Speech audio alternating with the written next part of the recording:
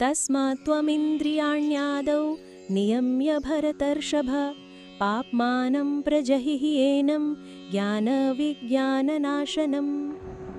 अर्थात इसलिए हे भरतवंशियों में श्रेष्ठ अर्जुन, तुम प्रारंभ में ही इंद्रियों को वश में करके इस ज्ञान और विज्ञान का नाश करने वाले महापापी का अवश्य ही त्याग यानी नाश करो। ये श्लोक अर्जुन के लिए एक स्पष्ट और व्यावहारिक युद्ध योजना प्रस्तुत करता है। एक, तस्मात् यानी इसलिए। कृष्ण कहते हैं कि चूंकि अब तुम जानते हो कि शत्रु कौन है और वो कहाँ छिपा है, इंद्रियां, मन, बुद्धि, इसलिए अब तुम्हें ये करना है। दो, पहला कदम, इंद्रियाणि आदौ नियम्य। आदौ सबसे पहले, प्रारंभ में ही, और इंद्रियाणि नियम्य अपनी इंद्रियों को वश में करो। ये पहला और सबसे महत्वपूर्ण कदम है।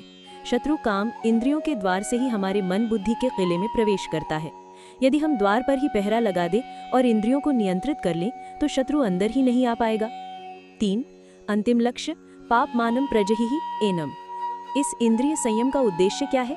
पाप मानम, इस महापापी काम का, प्रजहि यानी बलपूर्वक नाश करना। यहाँ केवल दमन की नहीं बल्कि इच्छाओं के मूल को ही नष्ट करने की बात की जा रही है। चार, शत्रु का विनाशकारी स्वभाव, ज्ञान विज्ञान नाशनम। कृष्ण फिर से याद दिलाते हैं कि इस शत्रु को मारना क्यों जरूरी है, क्योंकि ये ज्ञान विज्ञान नाशनम है।